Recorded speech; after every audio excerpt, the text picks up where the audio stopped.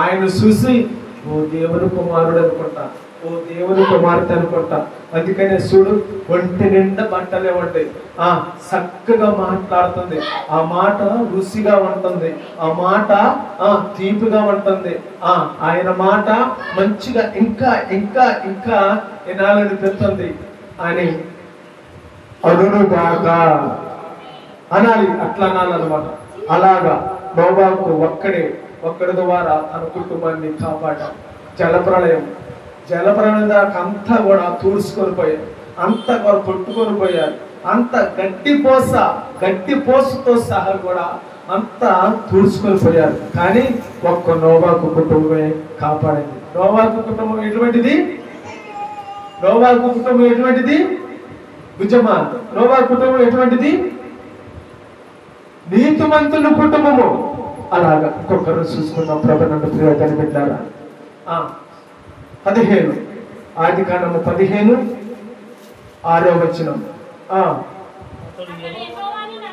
అతడు యెహోవాను నమ్మెను, ఆయన అది అతనికి నీతిగా ఎంచును. హల్లెలూయా, హల్లెలూయా. చూడండి, అతడు చక్కగా అతడు యెహోవాను నమ్మెను, అతడు యెహోవా నమ్మెను కాబట్టి ఆయన అది అతనికి నీతిగా ఎంచబడును. ఎవరైనా? అబ్రహాము. చూడండి,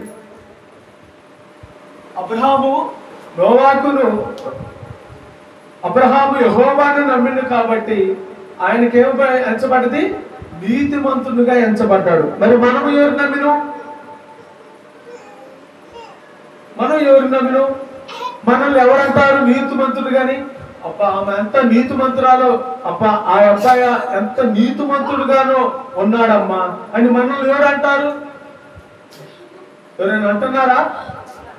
రావాలి, ఆ మార్పు రావాలి. గత కాలంలో కొట్టమ్మినప్పుడు ఎంతగానో యేసు రక్తము భయంకరంగా జీవించిండు. దేవుని నమ్మిన తర్వాత అదంతా వాడు విడిచిపెట్టి, ఆ పాపమును విడిచిపెట్టి, అక్రమ సంపాదన విడిచిపెట్టి దేవుని నమ్ముకున్నాడు. నీతిమంతులుగా జీవిస్తున్నాడు, యథార్థవంతులుగా జీవిస్తున్నాడు, దేవుని యందు భయభక్తులు కలిగి జీవిస్తున్నాడు. ఆ మార్పు రావాలి. ప్రతి ఒక్కరిలో కూడా అటువంటి మార్పు రావాలి. నోవాహు నీతిమంతులుగా జీవించాడు, అబ్రహాము నీతిమంతులుగా ఎంచబడ్డాడు. అలాగా ఇంకొక మాట చూసుకుందాం. యోబు గ్రంథము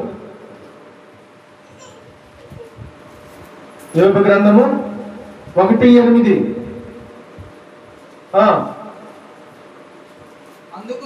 అందుకు యెహోవా, నీవు నా సేవకుడైన యోబు సంగతి ఆలోచించుదువా?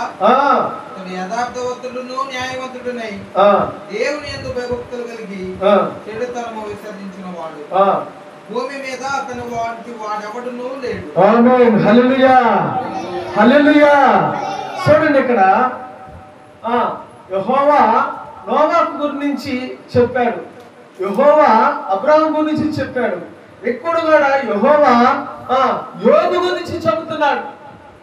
యథార్థవంతుడంటే నీతిమంతుడే. యెహోవా యోబు గురించి ఏమని చెబుతుండు? అందుకు యెహోవా, నువ్వు నా సేవకుడు అయిన యోబు సంగతి ఆలోచించుతావా? అతడు ఎటువంటి వాడు? యథార్థవంతుడు. అతడు ఎటువంటి వాడు? న్యాయవంతుడు. అతడు ఎటువంటి వాడు? దేవుని యందు భయభక్తులు కలిగిన వాడు. ఇంకొకటి, అతడు ఎటువంటి వాడు? ఆయనలో ఏ చెడుతనము లేదు, ఆయనలో ఏ పాపము లేదు, ఆయనలో ఎటువంటి దుర్మార్గము లేదు, ఆయనలో ఎటువంటి అక్రమైన జీవితము లేదు. అక్రమైన జీవితం అంటే ఏంటది? పాపముతో నిండు ఉండటం, చెడుతనముతో నిండు ఉండటం, వ్యభిచారమైన జీవితంలో నిండు ఉండటం, త్రాగుబోతుడుగా నిండు ఉండటం, భార్యని ప్రేమించలేని వాడు నిండు ఉండటం, భార్య భర్తను ప్రేమించమని వాడు దుర్మార్గుడు, అక్రమకారుడు అని అనటం. ఎన్నిటికి సంబంధించినవి అవుతాయి అన్నమాట, ఎన్నిటికి సంబంధించి అవుతాయి. కానీ లాస్ట్ లో ఏమన్నాడు తెలుసా? భూమి మీద అతను చెడుతనం విడిచిపెట్టాడు కాబట్టి భూమి మీద అతను వంటి వాడు ఒక్కడును కూడా లేడు. హల్లెలూయా. అతను వంటి వాడు ఒక్కడును లేడు. అతను వంటి వాడు ఒక్కడును లేడు. ఎందుకని? అన్ని విడిచిపెట్టాడు కాబట్టి. అన్ని విడిచిపెట్టాడు. 31 యోబు గ్రంథంలో 1వ వచనం చూడయ్యా, ఎంత చక్కగా మాట్లాడుతుండో. అయిపోయింది, ముగిస్తాను. యోబు గ్రంథము 31:1 చూడండి. నేను నా కన్నులతో నిబంధన చేసుకుంటుని. ఏంటది? ఏంటది? నా కన్నులతో నిబంధన చేసుకుంటుని. ఎవరికి? కన్యకలను యవ్వన బిడ్డలను. కన్యకలంటే లేడీస్, మంచి వయసులో ఉన్నవారిని, మంచి యవనలో ఉన్నవారిని, మంచి ఈడొచ్చిన వారిని, ముసలి వారిని కాదు. ఆయన కన్నులతో నేను చూడనని నిబంధన చేసుకోరా. ముసలి వారిని కాదు. ఎవరిని? కన్యక, మంచి వీడొచ్చిన అమ్మాయి, మంచి యవనం మీద ఉన్న అమ్మాయిని కన్నులతో నిబంధన చేసుకున్నాడంట. నేను కావా అటువంటి బిడ్డలను నేను చూడను. అటువంటి బిడ్డలను, అటువంటి కన్యకలను, అటువంటి వీడొచ్చిన వారిని, అటువంటి యవన బిడ్డలను నేను చూడను.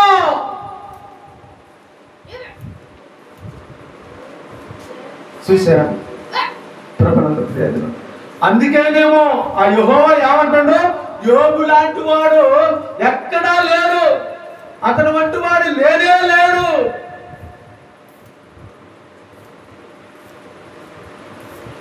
మరి మన సంగతి ఏంటి?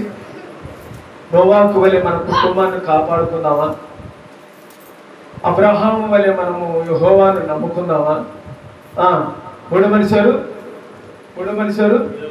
యోబు వలె మనము కన్యకను మనం చూడకుండా ఉందామా? యవన బిడ్డలను చూడకుండా ఉందామా?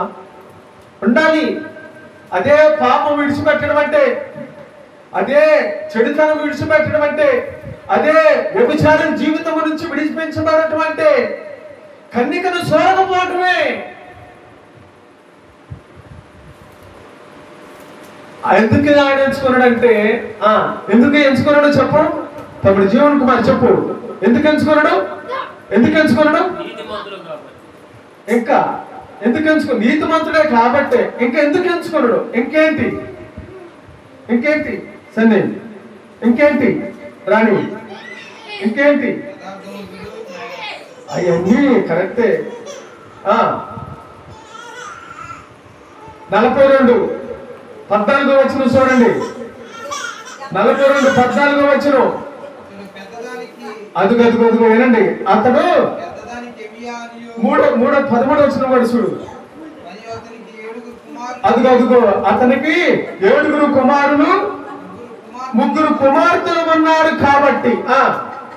సాలిక చూడు, ఆయనకి 7 కుమారులు 3 ఎవరున్నారు? కుమార్తెలు ఉన్నారు. కుమార్తెలు ఎటువంటి వారు? పెద్దదానికి ఎమీమా అని, రెండవ దానికి కెజియా అని, మూడవ దానికి కరెంపాపుకు అని పేర్లు పెట్టిండు. వీళ్ళ ముగ్గురంట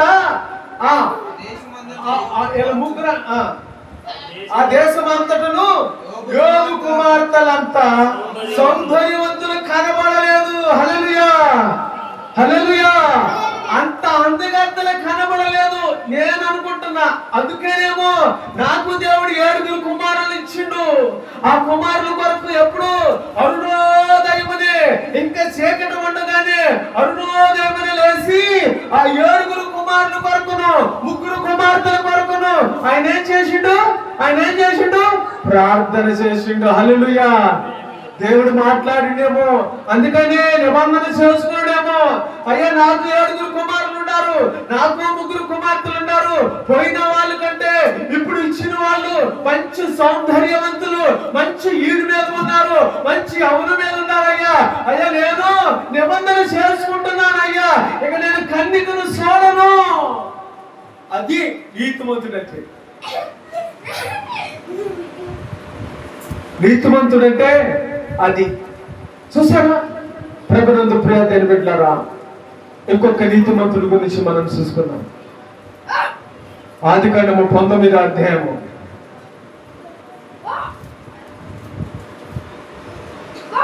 ఆదికాండము 19వ అధ్యాయం చూసుకున్నాం.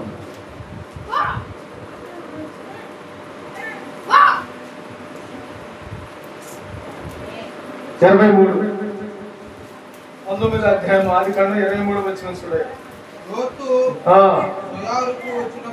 లోతు సోయారుకు వచ్చినప్పుడు ఆ దేశమును సూర్యుడు ఉదయించెను.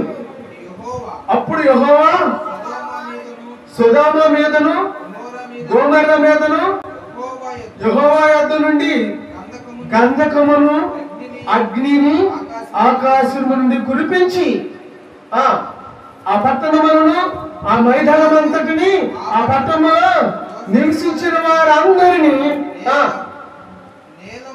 నేల మొలకలు నాశనము చేసిను. అది గదు అయితే లోతు భార్య అతని వెనక నుండి తిరిగి చూసి ఉప్పు స్తంభమైను. హల్లెలూయా, హల్లెలూయా. కాబట్టి ఇక్కడ ప్రభునందు ప్రియ దేవుని బిడ్డలారా ఏం చేసిందంటే 18:23 ఆదికాండము 18:23. అప్పుడు అబ్రాహాము సమీపించి ఎట్లనెను, దుష్టులతో కూడా నీతిమంతులను నాశనము చేయుదువా అని అడిగాడు.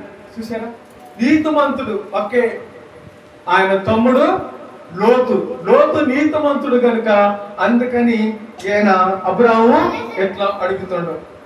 ఆ పట్టణములో 50 మంది ఆ నీతిమంతుల నిమిత్తము ఆ పట్టణమును నాశనము చేయనంటుండు.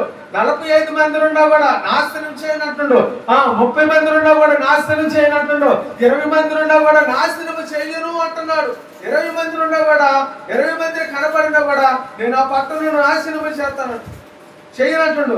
అలాగే ఆ పట్టణంలో 10 మందిని కనబడుతురేమో అనినప్పుడు ఆయన 10 మందిని బట్టి కూడా నాశనం చేయక ఉందిరా నేను. ఎట్లా ఎన్నిసార్లు అడిగి 5 సార్లు 5 సార్లు అడిగిన తర్వాత అబ్రహాము 33వ వచనం చూడయ్యా, 18:33. యెహోవా అబ్రహాముతో మాట్లాడుట సారించి వెళ్ళిపోయాను. అది అంటే 10 మందిని కూడా లేరు. హైదరాబాద్ అంత పట్టణం అంత ఉండింది, లేకపోతే విశాఖపట్నం అంత ఉండింది, లేకుంటే ఆంధ్రప్రదేశ్ అంత పట్టణం ఉండింది, లేకపోతే తెలంగాణ అంత పట్టణం ఉండింది, లేకపోతే బెంగళూరు అంత పెద్ద పట్టణం ఉండింది. అంత పెద్ద పట్టణాల్లో కూడా ఎంతమంది లేరంట నీతిమంది? 50 మందిని కానించి ఎంచితే 50 మందిని కానించి మాట్లాడితే తీరా చూస్తే ఎంతమంది? 10 మందిని కూడా లేరంట. హల్లెలూయా, హల్లెలూయా. 10 మందిని కూడా లేరు. ఎక్కడ? ఈ విజయవాడ పట్టణం అంతా కలిసినా కూడా, మొత్తం జల్లెడ పెట్టినా కూడా, మొత్తం కూడా చూసినా కూడా, కుటుంబానికి చూసినా కూడా, ఆ ఓటర్ లిస్ట్ లో చూసినా కూడా, ఆ జనాభా లెక్కలో చూసినా కూడా 50 మందిని కనపడతారేమో అని అబ్రహాము జల్లెడ పెట్టిండు. యెహోవా దగ్గర వెతికిండు, అడిగిండు, మొరపెట్టిండు. కానీ అయ్యా ఈసారైనా మాట్లాడతా అంటే 20 మందిని కానించి ఆ తర్వాత 10 మంది కూడా ఉన్నారో లేరో, 10 మంది కూడా లేరంట. ఒక్కడు నీతిమంతుడు ఆయన తమ్ముడు. ఆయన కోసము యెహోవా దూతలను పంపించి, అయ్యా ఇదిగో లేండి ఈ పట్టణమును నాశనం చేయబోతున్నాడు, ఈ పట్టణమును అగ్నితో నింపబడిపోతున్నారు, కాబట్టి నువ్వు ఒక్క కుటుంబమే నీతిమంతుడిగా ఉన్నావు, కాబట్టి నువ్వు వెనక్కి తిరిగి చూడకుండా వెనక్కి తిరిగితే ఏంటి? ఏమొచ్చింది? ఏం గుర్తుకొచ్చింది? వెనక్కి జీవితం వెనక తిరిగి చూస్తే ఏమొచ్చింది? పాపము గుర్తొచ్చింది. హల్లెలూయా. నువ్వు చేసిన పాపము, నువ్వు చేసిన చెడుతనము, నువ్వు చేసిన దొంగతనం, నువ్వు చేసిన దుర్మార్గం, అక్రమం, వ్యభిచారం జీవితం అంతా కూడా వెనక్కి తిరిగి చూస్తే, ఆ పాపమైన మార్గములో నడిస్తే నువ్వు వెనక్కి తిరిగి చూడటమే పాపము. ఇక పాపం అంతా కూడా విడిచిపెట్టి మరొక నూతన జీవితంలో అడుగు పెట్టును గాక. హల్లెలూయా. ఎంతమంది అయ్యారు? నోవాహు ఒకడు నీతిమంతుడిగా ఎంచబడ్డాడు.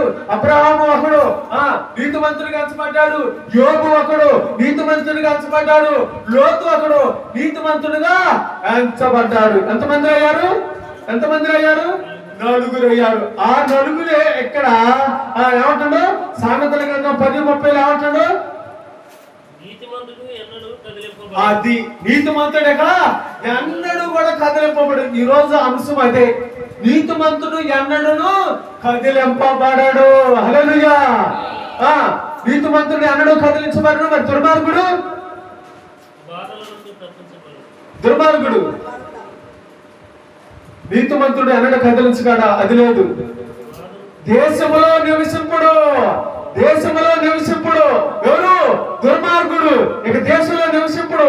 వాడికి శ్రమలే, వాడి కష్టాలే, వాడికి అవమానాలే, వాడి రోజులు, వాడి దినాలు అంత భయంకరం. అంటే వీడికి రావాల్సిన వ్యాధి వచ్చింది, వీడికి రావాల్సిన ఆ క్యాన్సర్ గడ్డ వచ్చింది. ఆ పాపం వలనే, ఆ చెడుతనం వలనే వీడు కృషించి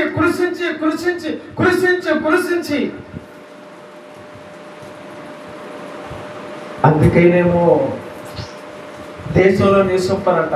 నీతిమంతుడు ఎన్నడూ కదిలించబడడు. దుర్మార్గులు దేశంలో నివసింపరు. వాళ్ళకి స్నానం లేదు. 3వ మాట ఏంటది? 2వ మాట, నీతిమంతుడు ఆపద నుండి తప్పించబడతాడంట.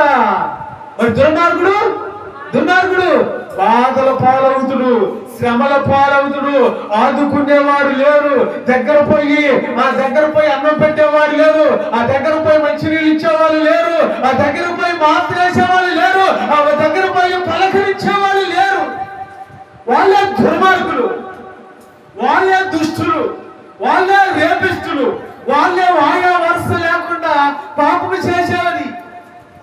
చిన్న పెద్ద అనేది లేకుండా పాపము చేసి దుర్మార్గులే.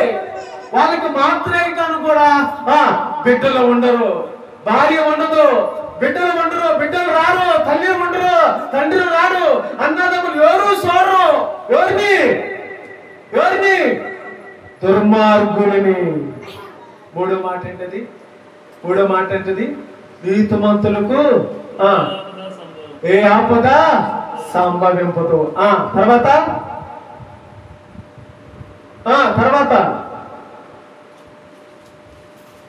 నీతిమంతుడు 12:21 సామెతల గ్రంథము. ఏ ఆపద సంభవింపదు. అది కీడుతో నిండి ఉంటారంట. బాధల పాలవుతారంట. తర్వాత కీడు పాలవుతారంట. తర్వాత దేశంలో నివసింపకుండా చేస్తారంట. ఇక వాళ్ళకి ఏమొచ్చింది? కేకలే. ఆ మంటలో కేకలే. ధనవంతుడు ఉరుకులు పెట్టినట్టుగా అమ్మో ఆ శివరు పోదాం అనుకునేసరికి అక్కడ మంటలే. ఈ శివరికి వద్దాం అనుకుంటే ఇటు మంటలే. ఇటు ఈ చివరికి పోదాం అంటే ఇటు మంటలే. వెనక్కి తిరిగిపోదాం అంటే అటు మంటలు. ఎటు తిరిగి చూసినా, 4 దిక్కులు చూసినా కూడా దుర్మార్గుడికి మంటలే కనబడతాయంట. హల్లెలూయా. మంటలే కనబడతాయంట. కేకలే.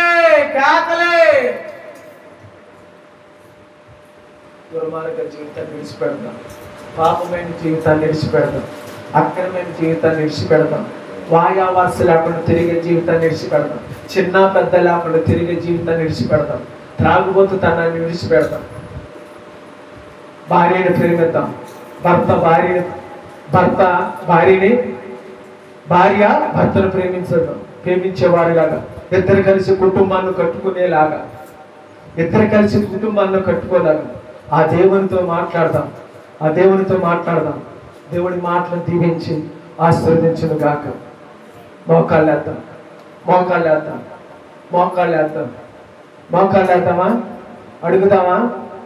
అడుగుదామా? నీతిమంతుడు అంట ఎన్నడూ కదిలించబడనంట. దుర్మార్గులంట అసలు దేశంలోనే నివసింపరంట. నీతిమంతుడు అతడు బాధలు పాడవడంట. దుర్మార్గుడు బాధలు పాడుతారట. నీతిమంతుడికి ఏ బాధ కూడా అన్ని బాధలతో తప్పించబడతారట. కానీ దుర్మార్గుడికి ఏమొచ్చిందంట? కీడు వచ్చిందంట. బాధలు పాలవుతారంట.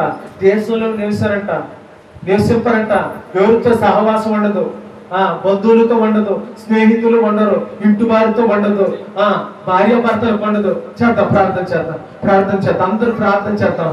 అయ్యా ఈరోజు ఇదిగో చెప్పబడిన ఈ వాక్యాన్ని బట్టి తండ్రి, నీతిమంతులు ఎన్నడూ కదిలించబడారంట. అయ్యా నీతిమంతుడు బాధల నుండి తప్పించబడతాడంట. అయ్యా నీతిమంతుడికి ఏ ఆపద సంభవించదంట. నేను కూడా ఒక నోవాకు వలె నోవాకు కుటుంబం వలె నా కుటుంబాన్ని కట్టుకుంటానయ్యా. ఈ రోజు నుంచి ఆ కీడు